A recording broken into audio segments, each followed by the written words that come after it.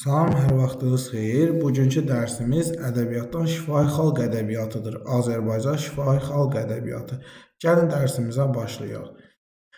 Deməli, xalqımızın zəngin şifahi ədəbiyyatı vardır. Söz sənətimizin ilk örnəkləri qədim dövrlərdə yaranmış, dildən dilə, ağızdan ağıza keçərək yaşanmış və zənginləşmişdir. Şifahi xalq ədəbiyyatına folklor deyilir. İngilis dilindən götürülmüş bu termin xalq müdrikliyi, folk xalq, lore isə bilik, hikmət anlamındadır.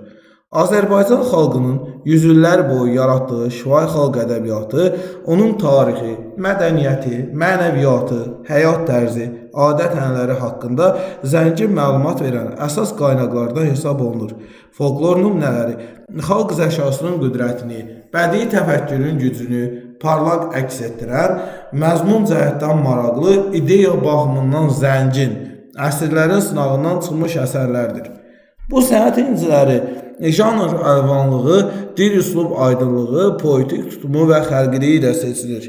Şifahi ədəbiyyatda xalqımızın insan taleyi ilə bağlı düşüncələri, vətənpərvərliyi, humanizmi, arzu və istəyi, sevgisi, nifrəti, müxtəlif tarixi dönəmlərdə üzləşdiyi mühüm ictimai-siyasi hadisələrə münasibəti geniş bədii əksini tanımışdır. Xalqın tarixi ilə sıx bağlı olan folklor onun öyrənilməsi üçün etibarlı mənbədir. Məsələn, ölməz ədəbi tarixi abidə olan Kitab-ı Dədə Qorqud dastanları xalqımızın, dilimizin tarixinin çox qədim olduğunu sübut edir. Dastandakı obrazların konkret tarixi şəxsiyyətlərlə bağlılığı haqqında fikirlər də vardır. Əsərdə qədim Oğuzların tarixinin, coğrafiyası izləri açıq-aydın görünməkdədir. Azərbaycan folkloru öz kökləri və tarixi etibarı ilə ümtürk folkloru mühüm tərkib hissəsi olub, türk xalqlarının yaratdıqları ilə ortaq cəhətlərə malikdir. Qədim türk bədii təfəkkürünün, dildə gerçəkləşən mədəniyyətinin nümunəsi olan miflər, dastanlar və s. türk xalqlarını vahid bir kökə bağlılığını göstərən ortaq dəyərlər sayılır. Azərbaycan folkloru həyatı əks etdirmə üslubu baxımından lirik, epik, dramatik növlərə ayrılır. Bu ədəbi növlərin hər birinə məxsus janrlar yaranmış, zaman-zaman zənginləşmişdir. Lirik və epik folklor nümunələri daha geniş yayılmışdır. Ədəbi növlərin janrlarında folklora xas olan ortaq cəhətlərlə yanaşı məzmun və forma baxımından fərqli xüsusiyyətlər də vardır. Həyatı tərənnüm və təsvir yolu ilə əks etdirən lirik növün janrları əsasən aşağıdakılardır. Nəğmələr, əmək nəğmələri, holavar, sayacı sözlərinə bölünür. Mövsüm nəğmələri iki yerə ayrılır. Mövsüm nəğmələri, mərasim nəğmələri özləri iki yerə bölünür. Toy və yas nəğmələri, mənşət nəğmələri də iki yerə bölünür. Layla və oxşamalar. Bir də qəhrəmanlıq nəğmələri. Deməli, nəğmələr 5 yerə bölünür. Əmək nəğmələri, mövsüm nəğmələri, mərasim nəğmələri, məişət nəğmələri və qəhrəmanlıq nəğmələri. Əmək nəğmələri özləri iki yerə bölünür. Halavarlar və sayıcı sözlər, mərasim nəğmələri özləri iki yerə bölünür. Toy və yas nəğmələri, məişət nəğmələri də iki yerə bölünür. Layla və oxşamalar. Halavar və sayıcı sözlər şifahi xalq ədəbiyyatının ən qədim janrları hesab olunur. Halavarlar əkinçiliklə, sayıcı sözlər isə heyvandarlıq, qoyunçuluqla bağlıdır. Əkinçi, cütçü öz ağır əməyini yüngülləşdirmək üçün müəyyən ritmi, ahəngi olan nəğmələr demişdir. Cütçü əkin biçir zamanı halavar səsləndirərək öküzə müraciət edir.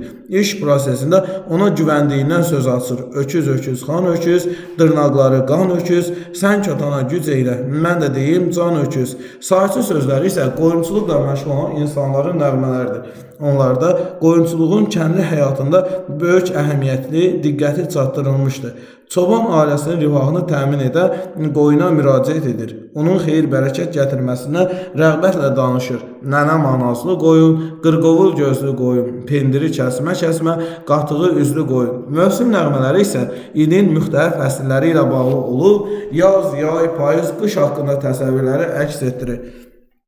Məsələn, günəşi çağırma məqsədi ilə gün çıx mövsüm nəğməsi ifa edilib. Qodu nəğməsi isə uzun zaman yağışın kəsməsi üçün keçirilən mərasimdə ifa edilirmiş. İl qıraqlı keçəndə yağış çağırma mərasimi qurular.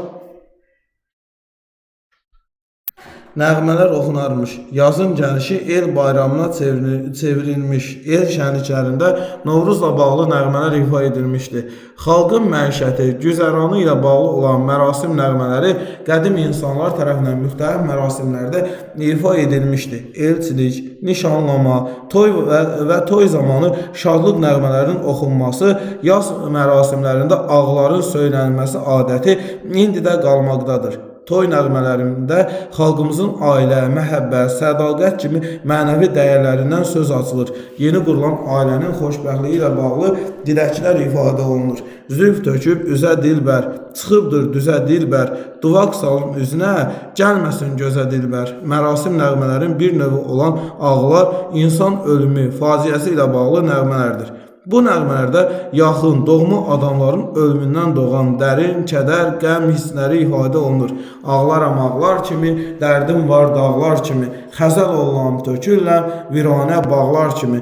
Məişət nəğmələri olan laylalar və oxşamalar folklorun geniş yayılmış janrlarıdır. Layla və oxşamalarda ananın körpəsinə məhəbbəti, övladın gələcəyi ilə bağlı ümid və arzuları əksini tapır. Laylay dedim yatasan, qızıl gülə batasan, qızıl gül içində şirin yuxu tapasan. Balam, layla, ay layla, körpəm layla, alayla. Oxşamalar körpəsini əyləndirən, əzləyib oynadan ananın oxuduğu nəğmələrdir. Oxşamaya bəzən nazlama da deyilir. Oxşamalar ikilik və dördlük şəklində olur. Balama qurban inəklər, balam haçan iməklər, tüstüsüz damlar, sarı badamlar, tənbəl adamlar, bu balama qurban. Qəhrəmanlıq nəğmələri isə xalqın igid oğullarını düşmənlə döyüşə, qəhrəmanlığa, mərdliyə səsləyir. Kitab-ı Dədə Qorqud, Koroğlu kimi qəhrəmanlıq dastanlarında sərkərdə xalq qəhrəmanı bu nəğmələr vasitəsilə öz silahdaşlarını tərifləyir, onları bahadırlığa, düşmənlə döyüşə, əzm, mətanət, igidlik nümayiş etdirməyə səsləyir. Dəllərim, bugün dava günüdür. Müxənnət ordusu talanmaq gərək. Bayatlar isə kövrək, həzin duyğuları, səmimiyyəti, məhəbbəti, insanın könül dünyasını əks etdirən lirik folklor nümunələrdir. Həcmcə kiçik olan bayatlarda dərin mənalı fikirlər ifadə olunur. Bu yığcam poetik nümunələrdə vətənin müqəddəsliyi, insanın məhəbbət, vüsal, ayrılıq, həsrət duyğuları, ümid və niskili ifadə olunur. Mövzu və məzmun baxımından bayatların əsasən aşağıdakı növləri var. Vətən sevgisi, vətən həsrətindən bəhs edən bayatlar, məhəbbət, ayrılıq, həsrət haqqında bayatlar, mərdlik, mübarizlik, qorxmazlıq haqqında bayatlar.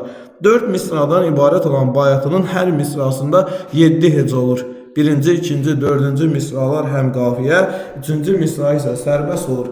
Birinci, ikinci misralar sonraki 2 misrada söylənəcək fikir üçün zəmin yaradır.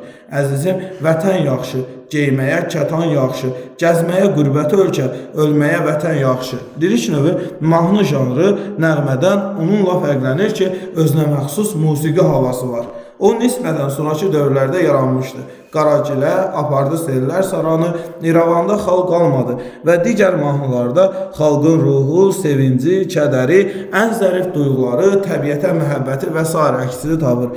Evimizin qabağından bu gələn arxdır, Qaragilə. Yar gələn vaxtı, yarım gəlib çıxmayır, ovqatım taxtı, Qaragilə, ovqatım taxtı. Dərbənd aralı, könlüm yaralı, bir qız sevmişəm, Qaragilə, ellər məralı.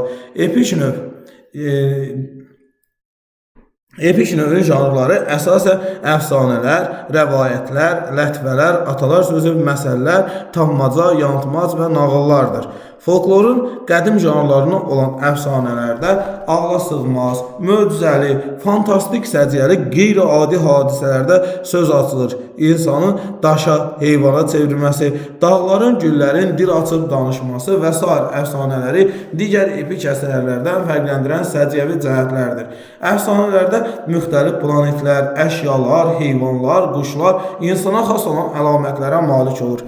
Əfsanənin müxtəlif növləri var. Heyvan və quş adları ilə bağlı əfsanələr, zonimik, yer adları ilə bağlı əfsanələr, toponimik, tayfa, xalq, nəsil adları ilə bağlı əfsanələr, etnomik, səma cisimləri haqqında əfsanələr isə kosmogonik əfsanələr adlanır.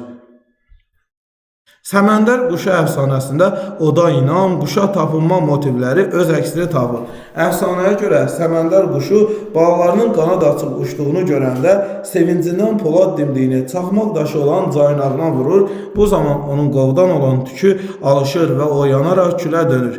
Rəvayətlər əfsanələrdən fərqli olaraq tarixən baş vermiş bu və ya digər şəxsiyyətlərlə bağlı olan real həyat hadisələri zəminində yaranır.